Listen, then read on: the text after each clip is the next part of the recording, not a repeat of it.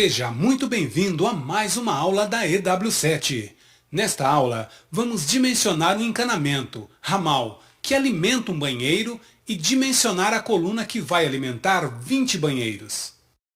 Para realizar o dimensionamento, vamos utilizar o método do consumo máximo provável.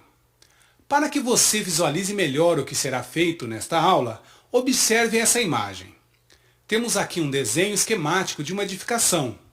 Essas são as colunas que abastecem os pavimentos, e esses são os ramais. Então, primeiro nós vamos dimensionar o ramal que alimenta um banheiro, e depois vamos dimensionar a coluna que vai alimentar 20 banheiros. O banheiro possui as seguintes peças: vaso sanitário com válvula, um lavatório, um bidê, uma banheira e um chuveiro. Para dimensionar o ramal, vamos utilizar essa expressão da norma NBR 5626, onde Q é a vazão em litros por segundo e C é o coeficiente de descarga, que é igual a 0,30 litros por segundo. E esse é a soma dos pesos de todas as peças de utilização, alimentada através do trecho considerado. Esse exemplo foi retirado do livro do Hélio Creder, Instalações Hidráulicas e Sanitárias. E para realizar o dimensionamento, o autor utilizou esta tabela. Observe na tabela que algumas peças têm peso diferente da tabela da norma NBR 5626.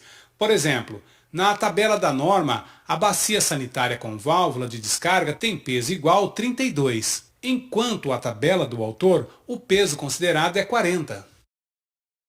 Utilizando como base a tabela do Hélio Creder, a soma dos pesos de todas as peças é igual a 42,1. De posse dessa informação, vamos utilizá-lo nessa expressão. Realizando o cálculo, vamos encontrar a vazão. O resultado encontrado é vazão de 1,95 litros por segundo. De posse da vazão encontrada, vamos utilizar esse ábaco, para que possamos identificar o diâmetro do ramal. Observe no ábaco que aqui desse lado são mostradas as vazões em litros por segundo. A vazão que encontramos, 1,95, está dentro desse intervalo, que indica diâmetro de 32 milímetros, 1 polegada e 1/4. Assim, está dimensionado o ramal que alimenta o banheiro. Agora, vamos dimensionar a coluna que vai alimentar 20 banheiros. Nesse caso, vamos dimensionar uma tubulação que vai atender a muitas peças de utilização. Sendo assim, é recomendado utilizar essa tabela. Para um caso como esse, devemos considerar duas peças de utilização, optando sempre pelas peças com maior vazão. Então, vamos escolher o vaso sanitário, cuja vazão é de 1,90 litros por segundo, e a banheira, que possui vazão de 0,30 litros por segundo. Precisamos encontrar uma vazão total. Para isto, vamos multiplicar a vazão da peça pela quantidade de aparelhos e pelo fator de uso.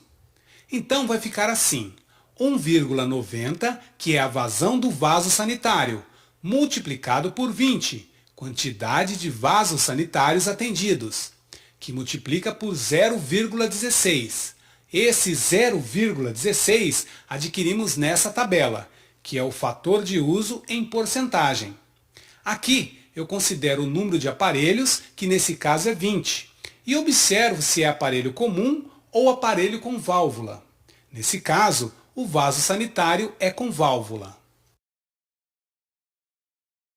Agora, vamos montar a equação da banheira, seguindo a mesma lógica anterior. Observe que o fator de uso que devemos utilizar agora é o de aparelhos comuns. Realizando os cálculos, a vazão total encontrada é de 8,60 litros por segundo. Verificando no ábaco, essa vazão corresponde ao diâmetro de 2,5 polegadas, 65 milímetros. Nesta aula, deu para perceber que não é complicado dimensionar os ramais e colunas de distribuição de um edifício. Os materiais utilizados na aula estão disponíveis para download abaixo do vídeo. Se você ficou com alguma dúvida sobre os procedimentos, basta nos contactar. Um forte abraço e até a próxima aula!